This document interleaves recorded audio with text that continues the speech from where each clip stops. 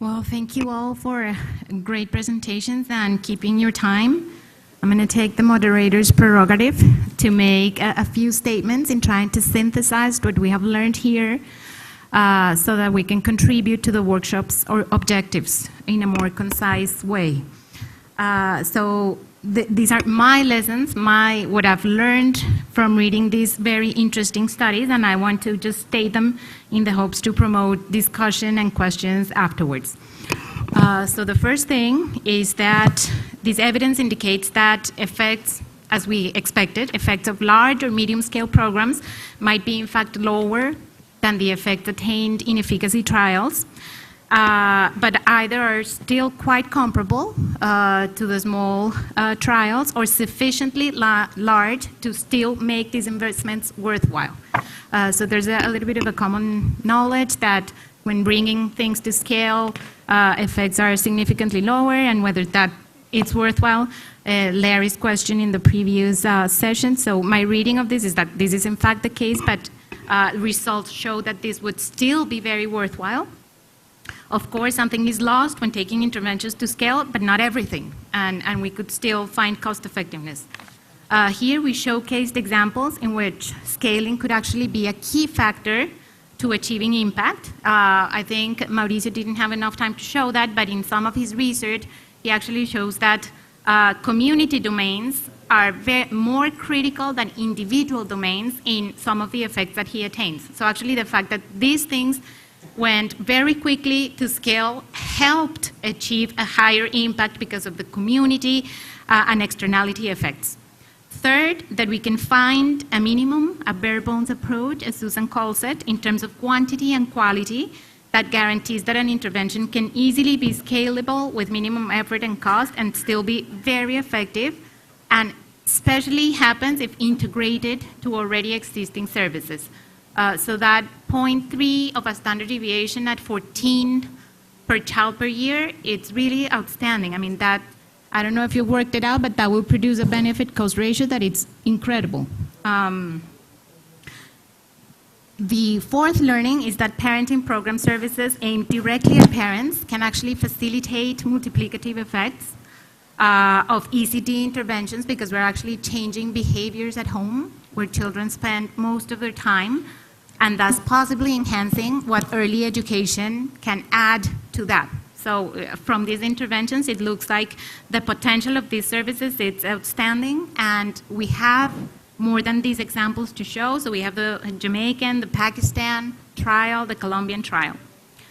I've learned that challenges in scaling up interventions are typically associated to fidelity and quality assurance, as expected as well, which in turn requires data, process evaluation, indicators, and trying to measure progress in various dimensions. So here we come back again to measuring, evaluating, assessing, and the need for rigorous data so that at scale we can continue a process of monitoring and improving large-scale programs. And finally, that scalability may be facilitated by using already existing services in the communities that we're serving, and that in most cases that I've heard here and that I've known of exercises that are very recent, training, coaching, professional development of program facilitators is crucial to facilitate scalability of programs with quality. That this might be a more cost-effective approach than waiting for a highly qualified workforce that will take very long time to produce in most of developing countries in the world. So with that, I just want to open the floor for questions. I mean, it could be questions for the panelists, comments, or to add to the discussion of the issues regarding scalability. Jim? Thank you, and thank you to all three of you. I want to pick up on one of Mauricio's bullets about the perception of value and in the community, and sort of put that in a frame of the demand side on all three of these examples, and have you comment on what are you seeing around how do these either generate a sense of demand in the target populations that are receiving these interventions, but also how are they responsive, if they are, responsive to existing demand and desire in these communities for something that they feel is critical for themselves and their children. So I think very often we lose I can't remember, is demand push or pull? I can't remember but the push side of this, that what's happening in that connection of both perception of value and responding to expressed existing need and desire. And so I'd love to hear from all three of you what you're seeing on that side in the context of these programs. Thank you. I want to take Sophie's question before. So, you know, the project is very similar to what we did in Pakistan. So I was curious as to what coverage rate were you able to achieve with the micronutrient powders? And given that you did not see a biological impact, did you see any adverse effects?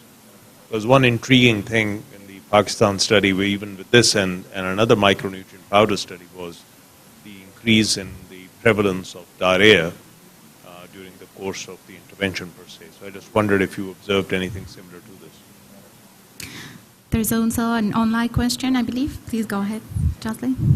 We have two questions. The first is just a general question to the webcast audience about how this material will be accessible, and the webcast will be archived on the IOM activity page for the forum in a few weeks. So just to let our webcast participants know. And then we also have a question from Diana Lopez in Paris, and she asks, have the programs, including home visits, also tackled how parents should discipline kids? And if so, what does the evidence show?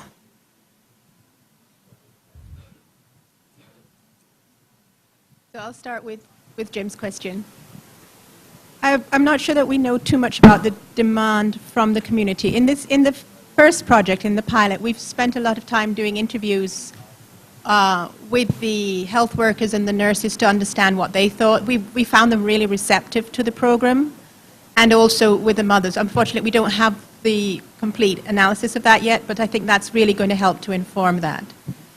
The second one was a slightly different, because that's not so much the sort of community on the ground, but it was driven by demand from organizations around the world. And so we're a very small group, and we were being asked to go and help, and different members of the group were actually going to countries to work with teams. And that's not going to expand access very quickly, because we're just not going to be able to take on that many. So that, in a sense, was the driver for developing the second project. Yes, on the issue of perception and demand from the families themselves, I think, yes. So I agree, there's always a very good reception of the program. And you hear things like, oh, I'm so happy you came, because now we understand that children are not like chicken, that we just fed. We need to talk to them and interact with them. So, and this is something that is at least amongst a few of us in economics, the issue of expectations of families for the future of their children is an area that it's becoming of a lot of interest in relation to the development of all of this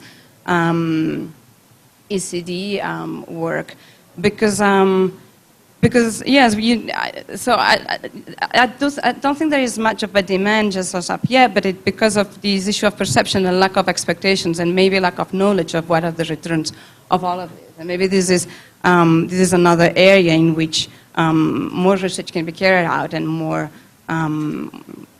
work developed. Well, I think no one has a clear answer for that. Yeah, you must discuss that. Because the first is a difficult area of measurement, yeah, in science, yeah, it's not easy at all. But about the sanitation program, in general, it was believed in our community that people like water supply, and then the politician attend that demand. But sanitation, in general, was a hidden thing, and there was no demand of the population for that. Yeah, when you apply questionnaires in our population, try to understand better that, I think that it don't show in the same way. The people clearly saw advantage, yeah, to have sanitation in the household, yeah.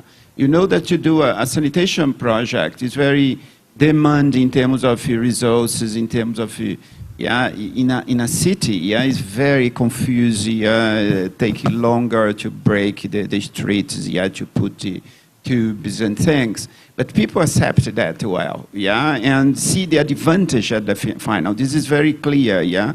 The paper that I show that in that sense. The other large program is primary health care program in the Bolsa Familia. You can see it in a more large perspective. For example, in political terms, yeah. And nowadays in Brazil, no political party, yeah, you see the last election in Brazil, no political party was against, yeah, PSF and Bolsa Familia program, yeah. All the parties have compromised to keep that, yeah. It's so large, the demand of the society, yeah, and the support for this program, yeah, that the political parties, independent of the spectrum, political spectrum, yeah, they defended these two programs. Then are very well consolidated, yeah, and in my view have been transformed in a political agenda in all the parties, in all different groups, political groups. Then I think this is an important concept to think that this program is very sustainable, yeah. Also sanitation, this is another debate, yeah, because it's a huge investment, yeah. Brazil is a country have yet demand for improvement in sanitation, but also there is nowadays a clear thing that the government need to expand part of the budget in sanitation, and the sanitation investment has grown in Brazil, yeah, I think have flexed this process of demand of the population for improvement in the quality of their life. I'll respond quickly to the micronutrients question. In terms of coverage, so we did face in some communities there was reluctance from like health representative, the health center, the doctor was advising families against consumption of the micronutrients. We don't have that recorded. It's all sort of, you know, anecdotal evidence from the people that we had in the field. We recorded consumption of micronutrients in the homes, and that was reported by the mother. They had a calendar and they were crossing, and then we were collecting the empty sachets. And according to that data, coverage was almost universal, so it was well above 95%. And we were supplementing micronutrients to everyone, in every child in the house 6 or younger, so that there was no issue of sharing the content of the micronutrients amongst family members. Yet, on diarrhea, we did not collect, there were some incidents of increase of diarrhea, but that was also because of reports we got from the field. We did not measure diarrhea consistently throughout the intervention. In terms of the lack of impact, we've been doing some more work on it. We've fiddled with a number of hypotheses. I think we were mistargeting the micronutrients. The causes for, and I'm not a nutritionist, and I don't know very much about this, but the causes for from anemia in Colombia amongst this population, iron deficiency is not the main cause of anemia. So we should have been supplementing something else, and then I think we did not think well through the diet and the absorption of the content of the micronutrient we were providing, given the diet that these communities have. So again, that speaks to thinking through carefully before intervening. I guess it's the lesson we've learned. There was a comment about discipline. In the Jamaica Home Visit Program, we very much discourage the mother from using any physical forms of discipline, but we don't really deal with discipline specifically. What we do is to emphasize the importance of praise. So we want the mother to recognize that if she recognizes good behavior, then the child will do it more often. So there's a lot of emphasis on praise for the mother and also praise for the child. And really, you'll see, if you think, we've taken this through. So in the health center intervention, one of the films is about praise, because we think it's so important. and in the new Grand Challenges project, 2 of the films. So we did it in 2 contexts. I think it was in Bangladesh as well as in Jamaica, are about praise, because we really want to take a positive approach to getting children to behave as opposed to discipline. Thank you. Further questions? Amy? Andy? Constanza? Good morning. Amy Verdisco from the Inter-American Development Bank from their field office in Bolivia. Thank you very much for the panel. Raquel, I want to pick up on one of the points that you made about the training of human resources. This is a key issue. This goes to the heart of the fidelity, the implementation of any given intervention. And I think that we're seeing some very interesting innovations in the work that you all are doing. So I'm wondering what it is that we can learn from your different approaches to training human resources. I mean, we have to start with people where they are. There's tremendous variability in where they are. And we also have to start from, the context within which we are. Are we looking at competency-based? Are we looking at certification-based? I mean, what are you all finding that works well, and what can we learn from all of this? Thank you. Andy? Márcia Machado, Brazil. I have one question. Before and after the interventions, do you use the qualitative research to assess the mother's perceptions about the interventions, or only the quantitative research? Andy Scher from Athens Speaks and a member of the forum. Congratulations on excellent presentation and really innovative approaches to enhance early child development. So the question is that the assumption is that for some of the families that you're encountering, they have children with developmental disabilities. How do you manage that, and how do they respond to the program in general? Thank you. Constanza? Okay. Mi pregunta va orientada a lo siguiente. Yo creo que ustedes logran poner en el debate un punto que para los...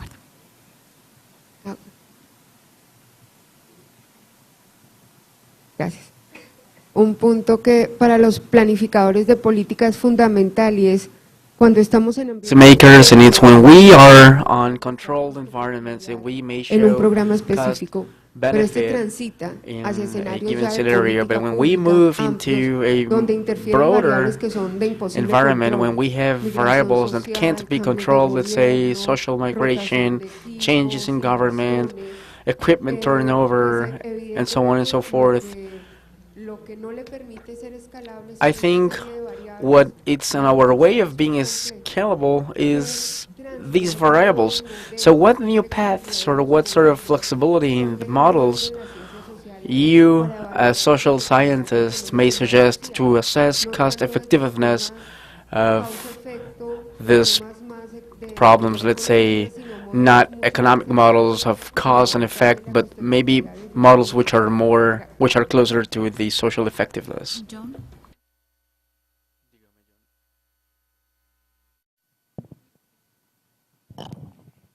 Well, thank you very much. This is an excellent panel and very exciting to see the potential of scaling these interventions. I want to pick up on Amy Verdisco's point about the human capacity. One of the things that I was struck with in listening to this is the jobs that we're creating. We had at least 3 levels of jobs: home visitors, mentor coaches, and then the people that train the whole system. So I was wondering if there's been any economic analysis of the impact on the economy, or could there be, on the number of jobs that we're creating for the economy. Online question? This question is from forum member Lorraine Scher in London, and she's wants to thank you all for a fascinating session. And she's asking, in terms of human resource capacity building component, are the trainings certificated so that these frontline workers can start building a skill infrastructure with recognition? Okay, thank you. So I'll let the panel answer. I know. I'll start with the training seems to be a theme, so I think that was Amy's question and the most recent question. to a sense, we're really constrained by, we work with, I think that's also the case that was in Colombia, we worked with who was available. So we have community health workers, and I think one of the challenges is that we talk about community health workers across countries as if we're talking about the same type of person. And often it's very different. So in some countries they're not paid, they're volunteers. In Jamaica they're paid. In Jamaica over the years their basic competencies have increased over the years. So we've been working with community workers for 20 to 30 years now, and you can see the increase in just their own basic competencies as education improves. So I think we have a good group to work with. I think we also always pitch the training materials for persons with limited education, but not with no education. I think that's absolute, that's the point. We need literate women who can understand the intervention. So it's not that you could take the training materials to someone with no education, but they're aimed for persons with limited education. In terms of the supervisors, well, again, as we primarily have experience with research projects, so they've been demanding quite a high level from the supervisor, and I think that's a very important issue for scaling up, because what are the critical skills that your supervisors have to have, because they play such an important role in maintaining program quality. And I don't know if the others have something any more to add to that.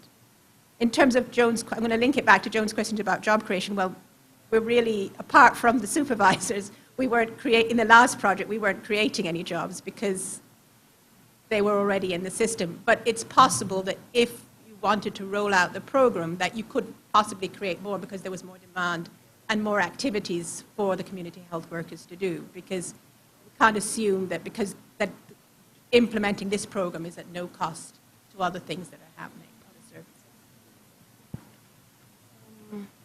Yes, on the issue of training, and as you're scaling up, as Sue was pointing out, thinking of all of the layers of trainers and mentors and people overseeing the process of implementation, thinking of the profile that you need for all of these people and developing materials to train them and prepare them and support them in their job. I think those are very important elements that government right now, the Peruvian government, is currently struggling with, this thinking of how to train. They have the educators that train the mentors, that train the home visitors. The mentors are called supporters, acompañantes técnicos. So at all of these levels, and they're thinking they're supporting training through Skype, for instance, at the higher level, and then those train the mentors on the field, and then the mentors train the home visitors on the field. But the more you scale up, the more this scheme keeps expanding, and the more layers you may be introducing, and the more information is lost from layer to layer. So there is an urge to start thinking of ways in which training packages can be developed and thought. And again, when you move from a context to another context, I mean, thinking of a package that is exportable and transportable from country to country, that may be quite challenging because you're facing different realities. But I think the issue of motivation, keeping everyone engaged and believing in what they're doing, that's very important. And for that, as yes, certification schemes maybe is very important. A sense that you're accomplishing something, that this is you're doing something good, but this is also reporting you some intrinsic value. The issue of payment, the issue of manageable workloads, feeling you have the capacity to do it. All of those are very important elements to take into account. And in terms of the impact on the economy and the labor markets, perhaps the Peruvian example could be an excellent situation in which this could be assessed, because this is, as it was raised before from the audience, the Peruvian government is currently working with the 0 to 3 is through a home visiting program in rural areas and a childcare model in rural areas. So, and yes, they are hiring and employing. The home visitors are volunteers in Peru, and they receive a stipendio, a little stipend. But there's a whole lot of different people that are being employed. So this could be an opportunity to assess that. Well, on Constance's question, this question to do randomized trials and to do large scale, I think it is a complex area that is not completely solved. Then there is a lot of debate in the academic literature involving methodologists, philosophers, how to prove that something is really effective or efficacious, and how to put this in different scale, and also this will work in the same other scale. And this, I think, is a complex question that need further development, mainly in complex intervention, because the idea, at least in the health field, the idea of intervention or randomized trial came from very specific intervention, like medicine, vaccines.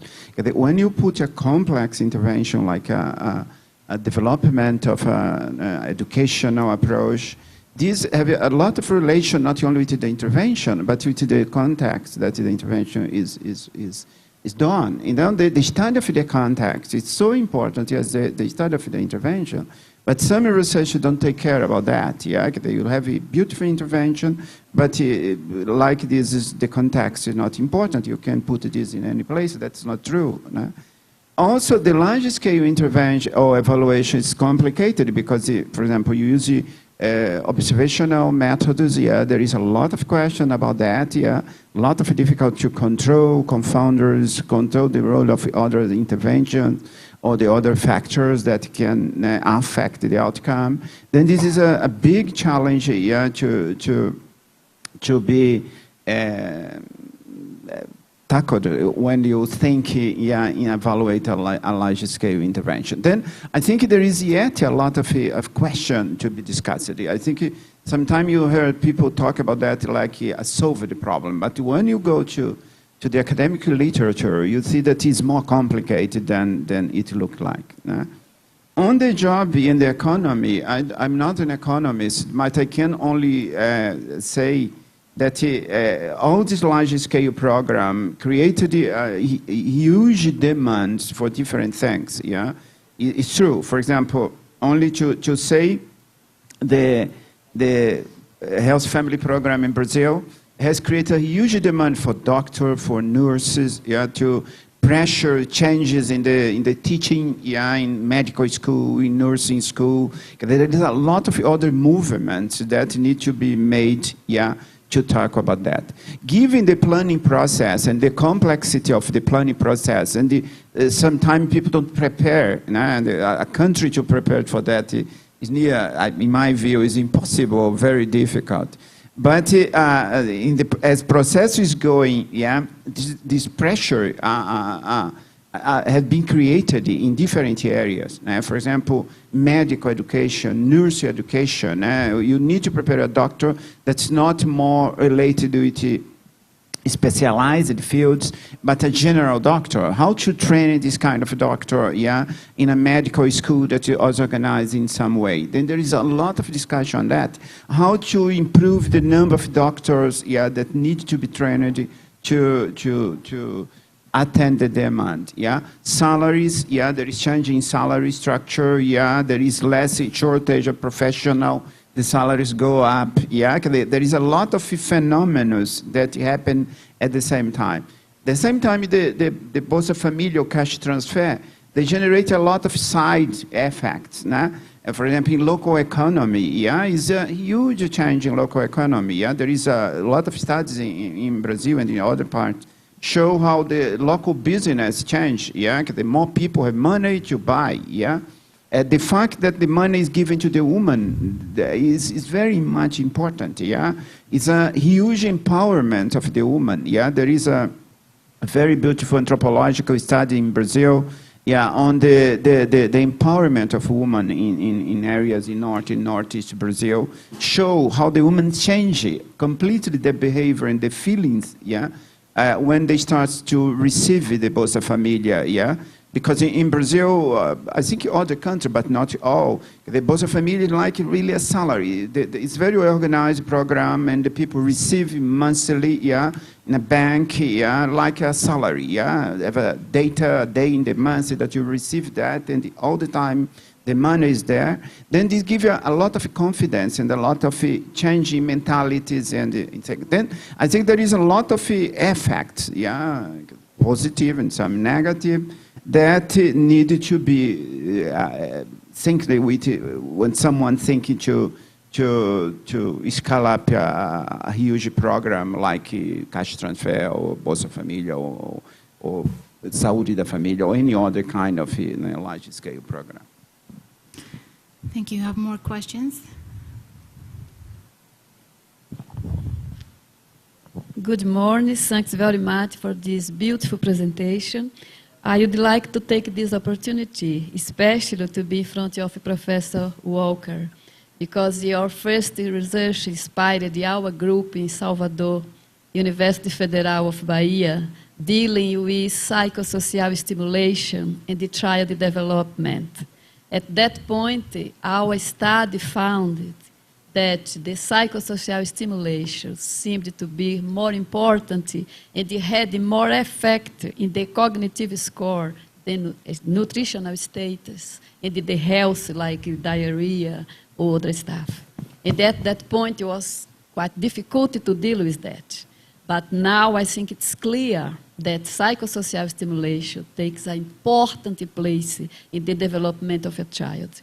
And also, we can talk about this now in Latin America and in Brazil as well, because the diarrhea and the other infectious diseases, they have given place for us to deal with the human development at another level. So I'd like to thank you. It's very nice to see you in front of me, because I knew your papers. No? Maurício Barreto created this group, and I was part of it. And just another few things, the idea of the film to deal with the stimulation at home. And the other thing I thought, we in Brazil have the health community agent. So this is the person that goes to everyone's home. So perhaps we need to think something of how incorporate this sort of knowledge in a way that you will not be like a prescription, do this, do that, but another manner to make the family understand. And I would like to ask someone from Peru talk something here. You talk something about play. I'm just starting a little research on something that we call brincando play in family, where you put together mother and children and using the play just to find out and explore the relationships, the difficulties, and even just to play, not to deal with anything in the family healthy program space. So I'm thinking of it as a way of promoting mental health and development in primary health care. So just things that you would like to talk about. Well, thank you very much, and it's a wonderful thing to meet somebody to whom the work has been important and who's used it. So it's wonderful to meet you. You talked a little bit about the films. We've really started to use them more and more, and we use them. I mean, I think we've developed films in different contexts so that they can be useful in more and more settings. They also help the community, so the community worker doesn't have to do everything in that sense, in that the behaviors have been modeled and it's engaging. So there are a number of good things about them, and now we're really hoping that they'll facilitate training, because the trainers will have them to illustrate the steps in a home visit and some of the key things that need to happen in a home visit. And you mentioned the Cunamas program and that whole business of family engagement. And one of the things that we were able to do, and maybe Marta can talk more about this because she was the one on the ground in Peru, was to integrate some of the things that they do specially in Cunamas. So the Cunamas program was originally developed based on the Jamaican program, but adapted to suit their conditions. And So they've introduced some other things into the program, and one of the things they have is family time. And that was very important to them. So we were able to include family time in the film that was done in Peru, and also integrate how you could use family time for enjoyment, but also for learning. I don't know if Marta wants to say anything else about CONAMAS. No, but maybe perhaps to go back to the question that Constance has raised on the key element. So I don't know how you deal with a lot of the issues that you were mentioning about government transitions and social migration and difficult conditions.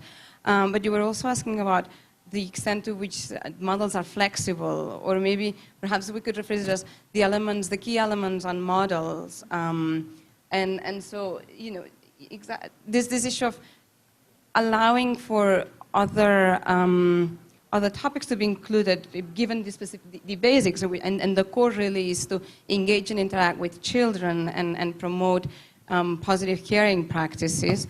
But also your comment on the health community agents, well, maybe that is the key element. If we manage to engage the community, as you were mentioning, the community has a great potential. So maybe if we create strong enough communities in which these issues are valued and we manage to promote better parenting practices within the community, then the program, there'll be enough of a demand created in the communities themselves that they will surpass other difficulty or changes in administration or any other challenges, because that will retain. So maybe that's one way to go, one approach, to try and build stronger communities. And that was something, but part of what was in the back of our minds when we were designing the Colombia medium-sized scale-up model, empowering communities, so that the program goes, something happens, but that stays there. And before we didn't get back to your point on the importance of qualitative research, yes, I'm a quantitative researcher, but I do agree and I do see the importance and the value in qualitative research. We carried out some focus groups with mothers and home visitors at the end of our study. We wish we could have carried out more, and I particularly wish, another lesson, we had carried out more before. These are very important elements when you're thinking of contextualizing interventions, on adapting, bringing them to cultures, asking the beneficiaries and asking the people that are going to provide the service is very important, and you can get wrong just because you didn't have enough information, and it's very difficult for you to have it when you're not on the ground all the time. So yes, I do encourage more qualitative research. Thanks for raising that. Okay, thank you. We need to wrap it up now. So I would like to finalize the session by thanking the panelists for their excellent presentations and the participants for their great questions. Thank you.